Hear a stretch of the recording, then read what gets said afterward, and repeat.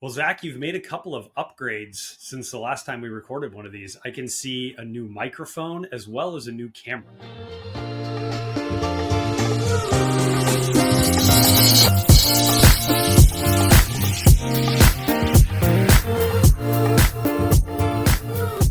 Can you see the new camera? Like, is it that obvious? Well, I can just tell that it's a different vibe. And you did tell me that you bought a new camera, so I obviously know that. But it does look a little different than what you had previously. Hey, well, you're spot on. New camera, new microphone. And Gabe, I think we should talk about the microphone in a little bit more depth because one, it's not a food subject, which we tend to talk about every week. But two, it's going to lead right into what we want to talk about today. And that's the customer journey and some of the best practices we have to drive customers through that funnel. So what better way to talk about it than with this Rode microphone? And I said the brand because I'm a brand advocate. Gabe, I was just talking to you a few days ago saying, oh man, it's really good. You know, the setup was nice. It's got some weight to it, which is another one of my favorite business tactics. I want to say it was Beats that like would put like lead in their headphones at one point to add weight to the product, because then to the consumer, there's that business psychology. It feels more quality, higher quality product. Absolutely. With the microphone though, again, Rode microphone, I've used their brand in the past, so I'm vaguely familiar with it. But the reason I know about this brand is from YouTube. Everyone on YouTube, MKBHD, tech YouTuber, using these. He also uses an 8K camera, which wasn't in my budget. But Gabe, I think our podcast budget has tripled. So I think we need to go all out. We got to do it upright. It's interesting you say that about the weight. So I have a friend of mine. He used to work for a really high end winery in Napa, and I know you don't drink, so you're not a wine guy, but he worked for this really high end winery. And one of the things that I noticed when I got a couple of bottles from him was I was thankfully able to get some with some friends and family discount because I could not afford that stuff normally. But I noticed that the bottle itself was so much heavier than a normal bottle of wine. The glass that they used in these bottles was very heavy, and it did exactly that, Zach. It gave a premium feel to this bottle of wine. Even the wine itself was excellent as well, to be just blunt. But I did think it was really interesting that they added in this kind of really thick glass to the bottle. So similar with your Rode microphone, man. Something about weight and quality products. But no, very, very impressed. Gabe, I already told you got to upgrade, because when we started this podcast, I think we did it like we need like microphones fast. Like we need to get this thing off the ground. Whereas now we've been doing it for quite some time. We're on season 2. So we've been doing this for quite some time. We are professionals, and the number of times I think we've had audio issues. We might have to get a dictionary out, but I like to think we know what we're doing by this point. I hope so. I think we've learned a lot. And I was just telling this story this week, but episode 1, I know I recorded my end on my iPhone using Apple headphones. Like it was very much an intro to podcasting, and look at us. We've got the Rode microphones. I told you we need the Shure microphones now, and we'll be all set. Yeah, we'll be the big headphones. There you go. Get those big fancy. I'll make one last comment here before we talk about, but I think it was a Jerry Seinfeld quote, because I looked it up on Reddit, but I said, why do people in podcast in the same room have those giant headphones? Because they're in the same room. Like, what are they actually listening to? And then someone on Reddit was like, well, Jerry Seinfeld said that, and then he took his headphones off, and like they couldn't, monitor the audio as well, and the rest of the podcast episode was trash because you couldn't hear him. So, I'll stay silent on the headphone situation. But Gabe, I think outside of everything else, we've got a good thing going here. I agree. And before we jump into our topic, I'll say one thing, Zach, just to go back to your comment about, kind of starting and improving over time. I guess this is a situation where it's so important to just start stuff, and knowing that it isn't going to be perfect from the jump. I think this is a huge reason why people don't do things, is because they want it to be perfect. The reality is it's never going to be perfect. And if you're waiting for perfection, it's just never going to happen. So jump into it. Did we learn a lot at the beginning? Did we make some mistakes? Absolutely. Do we still make a bunch of mistakes? Yes, we certainly do. But it's part of the learning process, and that's just putting content out there and kind of learning as we go. And I don't know. I think that's fun. I really enjoy the learning process of this whole thing. It's been a great experience. I agree with you, Gabe. I think, again, we may not be professional, but we have certainly learned a lot, and we will continue to do so. So, who knows? Maybe in a couple of years, this podcast will be 360 VR. You can kind of walk around the room with Gabe and I. I know how much you'd love that. Oh God, that would freak me out so much. I'm definitely not prepared for that. Yeah, I'm all for it. But Gabe, stages of the funnel awareness. I Yeah. told you about my awareness with my podcast. I found out about this because everyone on YouTube was using them, and that's kind of where the prospecting began. I started to go into Google, but let's talk about the first stage of the funnel a little bit. Yeah, so what we wanted to do here today was last week we kind of talked a bit about churn, which is a little bit of a bummer. People don't necessarily want to think about customers leaving. So we decided to flip it a bit this week and talk about acquisition. And Zach, you and I have talked about portions of the customer journey before, but we really wanted to dive deep into this funnel around acquisition and what this looks like, and talk about some best practices that we've seen people think about as they're going through the funnel. So yeah, awareness. I think when we talk awareness, it's exactly what you said, right? It's somebody becoming aware of your product. That it's that prospecting phase, and there's actually a phase even kind of before this that's a trigger event. It's something that triggers somebody to realize that they even need to start researching a product. I think in your case, it probably was you were listening back to one of the podcasts, or watching the video on YouTube and thinking, huh, the audio on this would probably could be better. I wonder how I could make it better. And that started you down that prospecting journey. That's exactly it. I was talking to one of my siblings about this too. I was like, I'm looking at new microphones, and the first thing they said was, "Oh, everyone streaming has Rode microphones," and I'm like, "Okay." Or they had the Shure microphones, but that's a little on my budget. And like I said, I've used them. I'll tell you, the YouTuber Casey Neistat used a Rode microphone on top of his camera, and that's how he would go around vlogging his life, kind of thing. And you won't see me vlogging, but it's again, I've seen people using them. I'm hearing good things, but that trigger event too, Gabe. How many times have we done a podcast episode and thought, I don't know if the audio was right. Like, can you hear me all right? Like, there's always this conversation, and part of the reason, again, that came up was when we started the podcast. It was very much a we need equipment fast. I don't think either of us did much research. I think for my original microphone, I was like, "Hey, Gabe, what did you buy, and how Yeah. much was it?" That was it, Yep. right? Whereas now it's like, again, where we've learned. Now we've had this trigger event of my audio's not good. I need to do some research. Which again, knowing the Rode brand, knowing a little bit about them, um, brought me right into their sales funnel. Yep. And I wanted to talk about some of the stumbling blocks that people run into in the awareness part of the funnel. And one of the really key ones that I see a lot, Zach, is target market or lack thereof. We talk to people all the time that say things like, our target market is men and women between the ages of 18 and 85. Everyone, And that's every business's target market. exactly. Congratulations. You have no target market. And in our, again, in the business that we operate in a lot, where we're talking to internet service providers, broadband service providers, that is a product that people feel like is for quote unquote everyone. And I think there is some truth to that. But just because your product is for everyone doesn't mean that you would talk to everybody in the same way. Your Going back to your microphone example, advertisements to you are going to be very different than advertisements to somebody who is, trying to take their microphone and go mobile. As an example, you were talking about the YouTuber who does that and takes it and actually hooks it up to their phone. The target ads that are going to be delivered to you, where it's stationary, it's not getting moved around, should in theory be very different than the use case of somebody taking it and moving it around. So just because the product can be used by multiple types of people doesn't mean you're necessarily targeting them in the same way. Exactly. And that goes back to understanding the data you have on your subscribers or your customers and your prospects as well. You can't market to everyone. This is a conversation I just had today. You can't market to everyone the same way. So really understand, who your target market is, and then, segment within that as well. Gabe, I Mm-hmm. even like look at you, as similar as we may be, there's going to be different ads that resonate better with the two of us. With either I don't know what your microphone preference is or what your camera preference is, but again, two very different groups here that could be targeted differently. Yep, absolutely. And as we kind of move down the funnel, that gets us more into discovery and qualifying leads, and really trying to understand what the compelling reason is to get somebody to move a little bit further down the funnel to some of these other phases that we're going to talk about in a minute.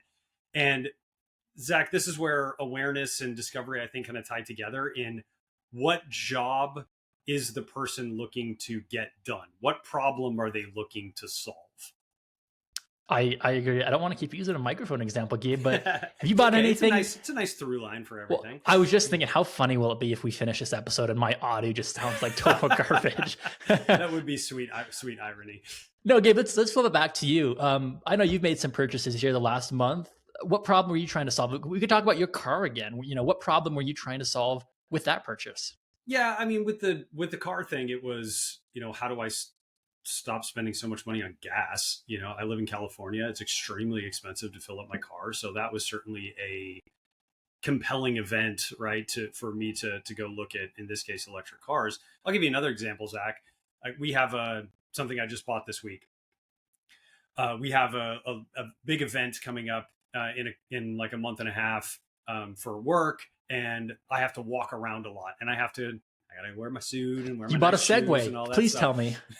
No, but I did buy some new shoes, and it was okay. I need some new comfortable shoes, right? And so it was me trying to think about, all right, what job am I looking to get done here? I need to look decent, and I want to be comfortable. And in my case, I didn't want to look like everybody else. Like, I don't know if you've noticed this, but if you go to any sort of event, like all of the dudes are wearing those Cole Haan shoes with a big kind of white thing on the bottom. And I know people love those and they look very nice and they look very comfortable, but I don't necessarily want to have the exact same thing as everybody else. So I was looking to solve 3 jobs: uniqueness, comfort, and not spending an insane amount of money was also kind of on my list of things. So that's me going through that. I knew I needed it, and then I was going through that discovery phase to understand what exactly it was that I needed and what job was I looking to solve. I want to know what kind of shoes you bought now. Oh, well, I ended up buying 2 pairs, and I'm going to try them both on and wear them around a little bit in the house, and then I'm going to send them one back I don't care for. So I'll let you know which one I land on once I officially make that decision. Oh man, that's a future episode. But Gabe, that's a great problem to solve. Yes, it is. Well, and we were preparing for this meeting or for this podcast, I should say, and I was asking you if you've seen this video. I see this video go around online all the time, and every time it makes me laugh. And it's 2 women in a store, and they're both in the frying pan aisle. And one of them is holding a frying pan, and she's like pretending to saute something, right? She's got the pan out, and she's like doing a little saute toss, pretending like she's going to use it for cooking. And then the camera slowly pans over to the other side of the aisle. And there's another woman who's standing there with a very similar frying pan. And instead of sauteing something, she's swinging it like she's going to hit somebody with it. And same product being used to solve very different problems. And I don't know why that video just makes me laugh every time, but I always see it from marketers that I follow online that's basically saying, what problem is your customer trying to solve? You need to understand what that is, because you're going to market to those 2 people in very different ways. I love that you said that, because we talked about the Tesla, and for viewers or listeners, whichever you may be on this podcast, a few weeks ago, Gabe and I talked about Gabe's having so much fun with his, so I was looking to go buy. I was going to check this out, right?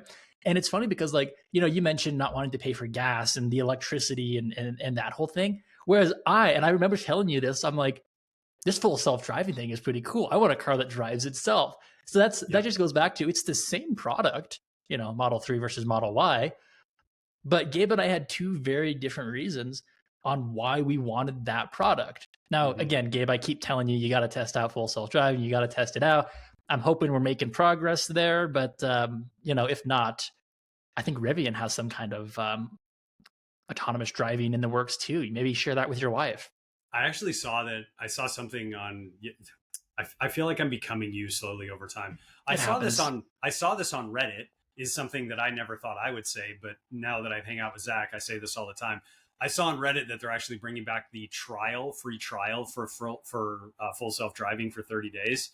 So I may have to try that. You have to try that. I will also say they brought back the referral program. So I saw that too. You get $500 off. I get $1,000 off. So Gabe, we'll pick this conversation back up here with the new Model Y, hopefully in a few months, patiently waiting.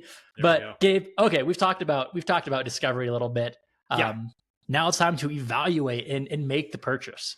Yeah, and this is where I think the sales funnels can differ based on B2B, business to business, versus B2C, business to consumer. And this is where I think things get a little bit more complex in a B2B funnel, where you have, I would say, three phases: evaluation, intent, and purchase are sort of three unique phases where you're going through making an offer, negotiation back and forth. This can happen in a B2C environment as well, on I think a more complex or higher dollar purchase, car, home, those sorts of things where there's some sort of negotiation back and forth.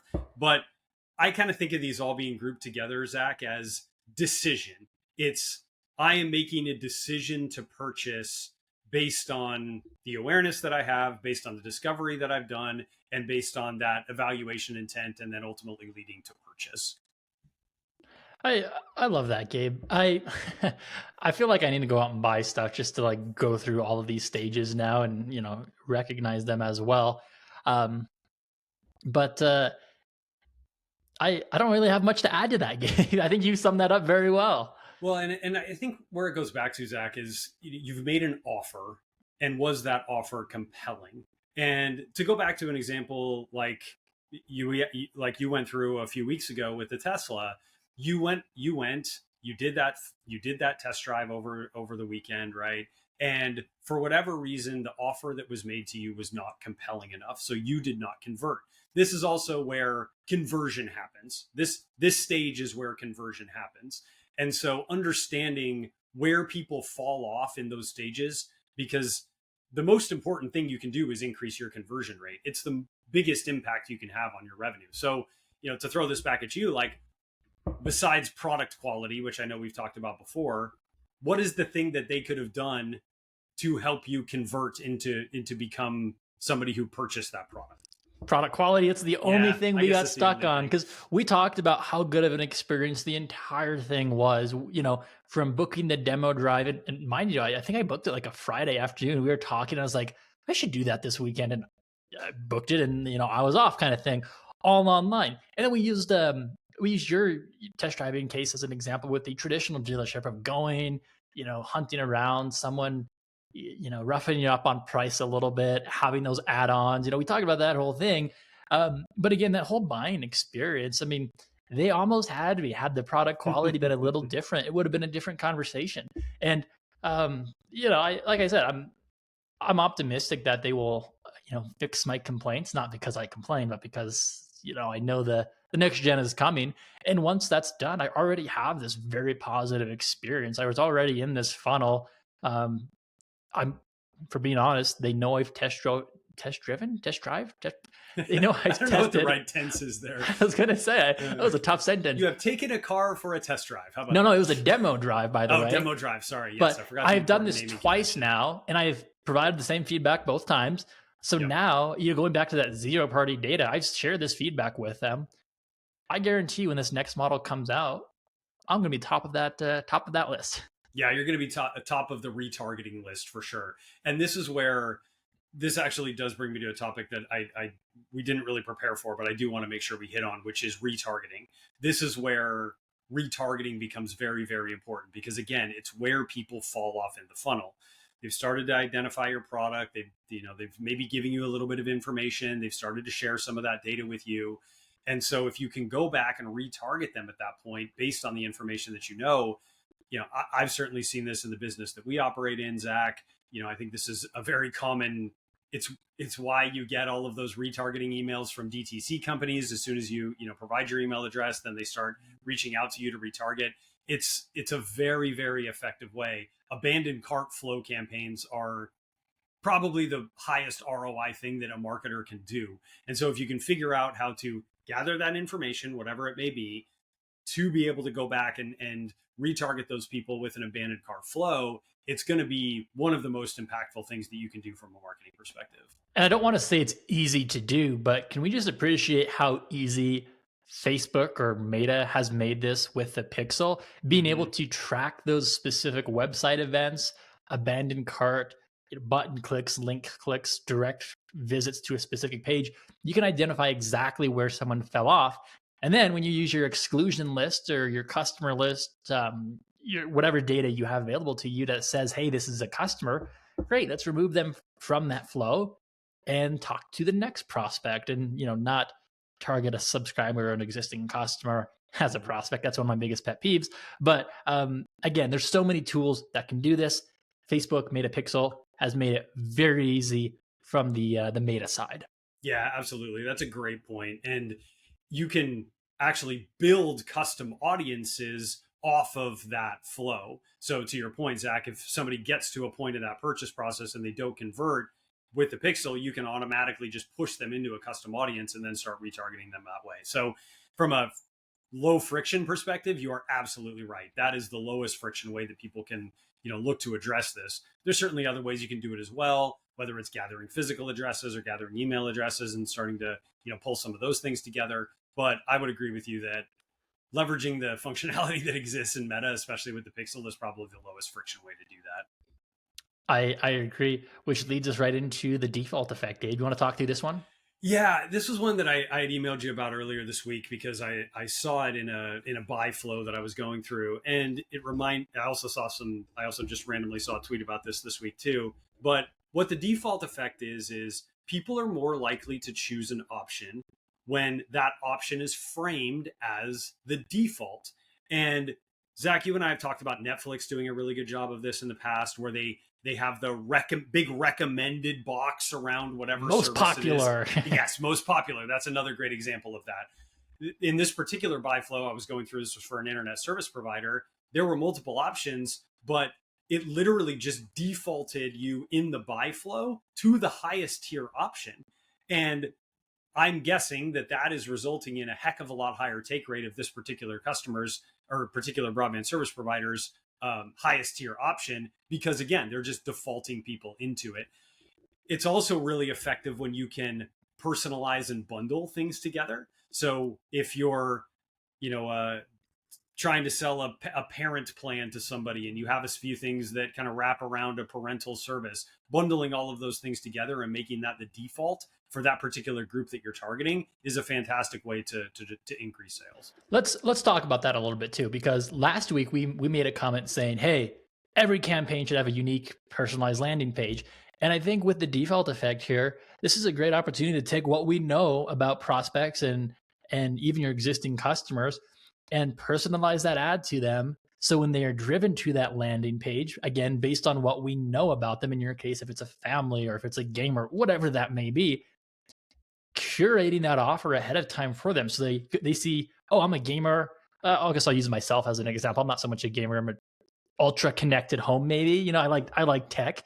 So, if I go to a tech tech specific landing page and I have this ultra connected home offer, to me, I'm going to be like, oh, well, this is the default, effect. This is the default offer. This is what they're recommending. I don't have to make any decisions. There's no, targeting out your prospects or your customers from having to choose between this, and this. We know what we know about them, and we've curated that offer. So that just goes back to personalizing the campaign and how that impacts the buyer flow here.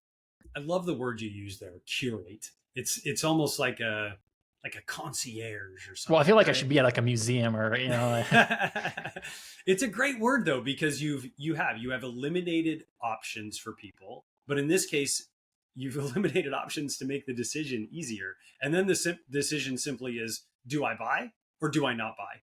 It's not what option do I buy. And from an analytics perspective, when you've reduced the number of options that people have to just buy, don't buy, it's much easier to determine, are the campaigns that I'm running, the landing pages I'm using, the creative, the copy, all of that I'm using to try and sell whatever it is that I'm trying to sell to people, is that being effective? Because again, I'm just down to a simple A/B, did they purchase or did they not? Zach, you and I have talked about multivariate testing before and how that gets really complex. Hey, I changed my copy a little bit. I also changed a little bit of the imagery and I changed my offer. Well, now you've got three different things that could potentially be impacting, why somebody bought or why they didn't. And it's, I think, difficult sometimes at the end of that purchase process to determine, well, why did somebody buy or not? But if you've just filtered it down to that single option, then at least that part is no longer multivariate, my favorite word.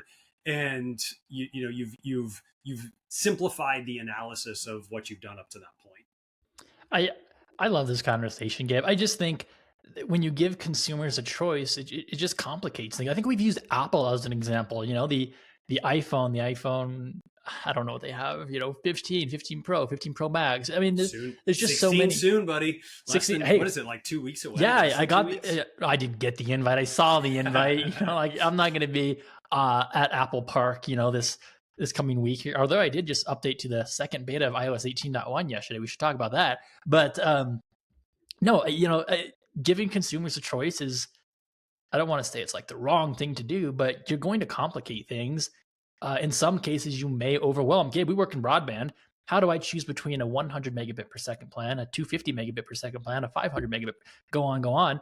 What does that mean? When I have 6 options in front of me, I don't know what to pick. And you and I are a bit more, again, techie, so we know which one to pick. But the average consumer in that case, you're going to overwhelm them, and they won't know what's best for them. No, they definitely will not, and that's why those default effects are so important for, especially technical stuff like that, where again, you're right, the average consumer does not understand. So this brings us to kind of the last bit, Zach, which is loyalty, and actually sort of aligns nicely with the conversation we had last week around churn. So I feel like churn and loyalty are sort of opposite ends of the spectrum, right? It's like churn is people leaving and loyalty is people being happy and staying.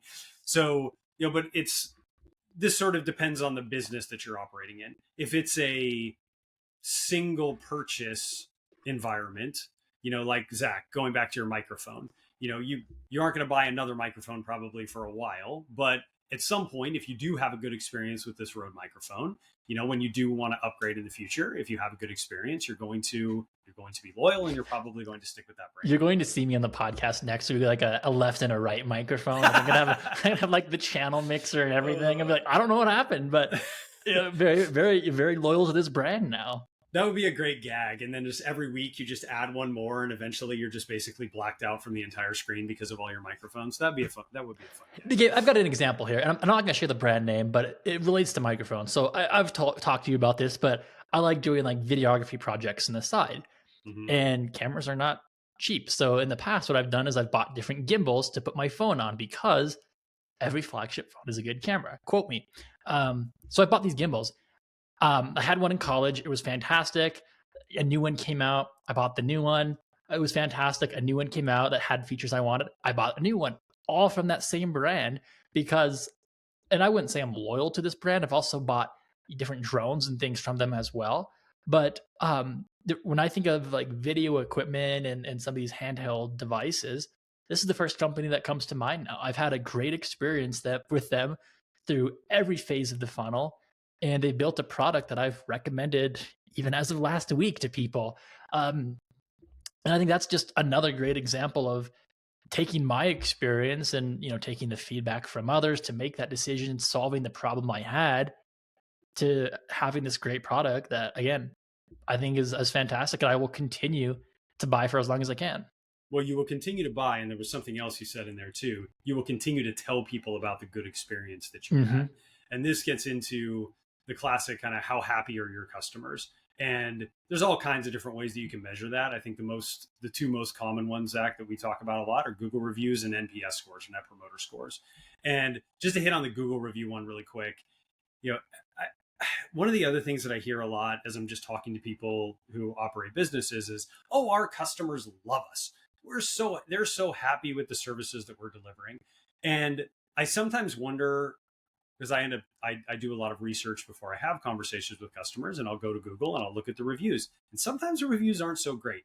And it makes me wonder, is anybody at that company actually looking at the Google reviews? If your Google reviews say that you're an average 3, that ain't great. And if you're automatically just saying, well, our customers love us, everything's awesome, but your Google score is 3, I'm not so sure about that.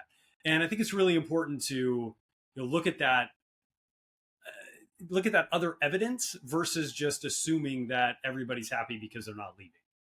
This reminds me of the everyone in my target market is an older demographic conversation, right? Like everyone's 70 and up. It reminds me of that. But it's the assumptions that we make versus looking at the data and truly understanding what's going on in the business. Oh yeah, and Gabe, I think I can safely say that you and I are both very data driven marketers. You know, I think everything we do is based on the data we see. But you better believe that one of the first places I go when looking at a business, a restaurant, crumble, anything is to Google to see what other people are saying. I think it's just great to see that feedback, and again, it kind of educates me on the decision I'm about to make. Do I really want to go to Little Caesars Pizza again? Probably not. No, why is everyone leaving this place a 1-star review? Well, now I know. So I think it's a great place to grab feedback. I've told you Reddit as well. I love like typing things into Google or into Reddit and being like, brand XYZ feedback and seeing what people on Reddit. Not to say you have to trust everyone on Reddit, but consumers do this. They will look you up on Google. They will look you up on Facebook. They will look you up wherever they can, and see what other people are saying about you. So if you don't have a loyal base and maybe your product isn't as good as you thought it was, I think people will share that feedback, and it needs to be addressed. Agreed. And I think unfortunately this is where sometimes we become victims of our own success.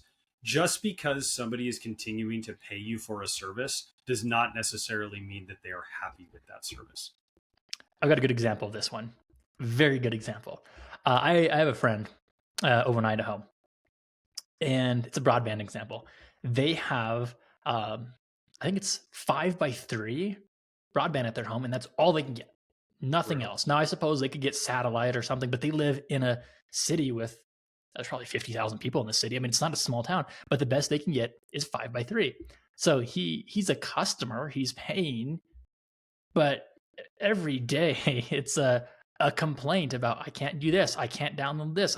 He does a lot of Steam games as well, and basically what he does is every weekend when he's in Salt Lake, takes his PC, downloads what he needs to download on his laptop, and takes it back home. This is a terrible experience, but he's limited in options for the time being.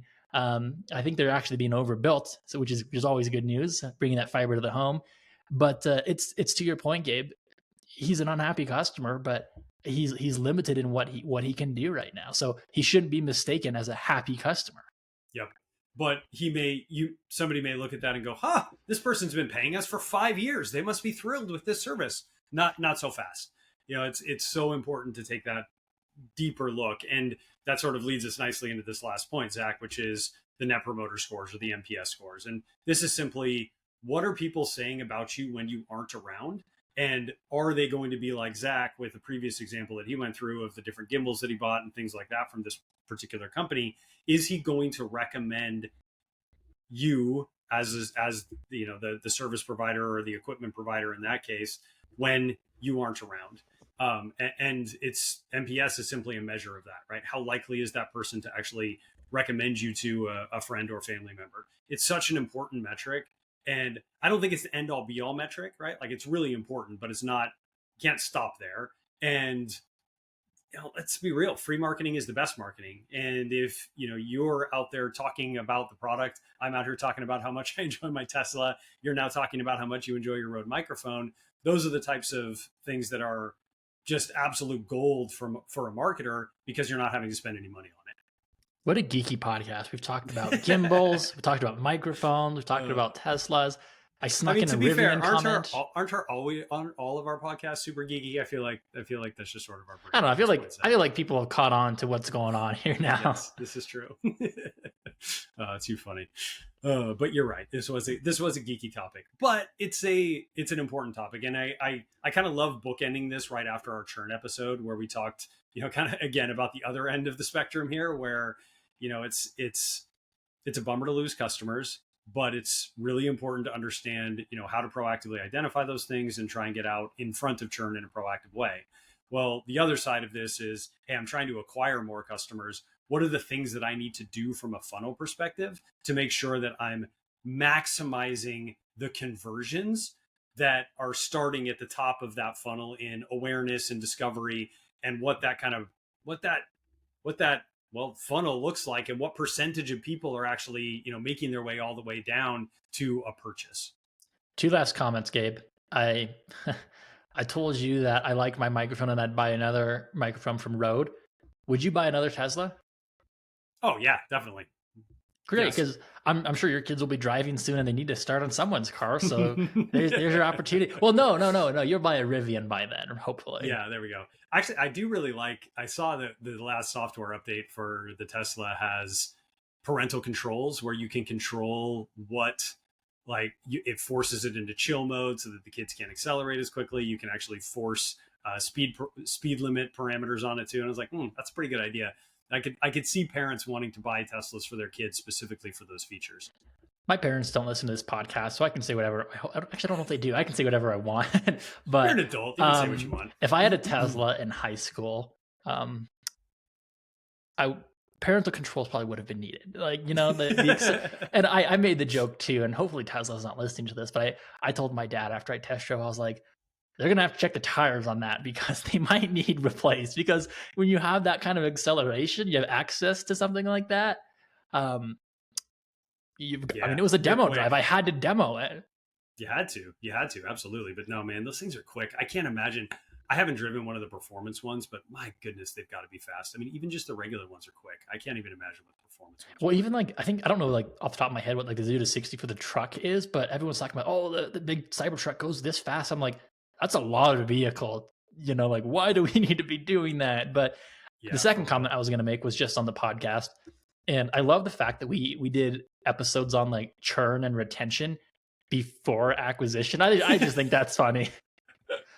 Yeah, we did a little bit of a flip, didn't we? But I mean, we like to bring everybody down, and then we like to build them up with this wonderful conversation around acquisition. We had to talk about this potential problem you may have, and make sure you're addressing that as well, because again, cost of acquisition, and here we are talking about the buyer funnel. There we go. See, we tied it together. That was perfect, man. You tied it together nicely. It's what we do. But Gabe, everyone, thank you for tuning in to Buffering. And if you enjoyed this episode, don't forget to follow us on your favorite podcast app and to share it with your friends and colleagues. We want that feedback too. And for more insights and updates, be sure to connect with Gabe and I on LinkedIn and to visit our podcast blog at bit.ly/buffering podcast for even more content.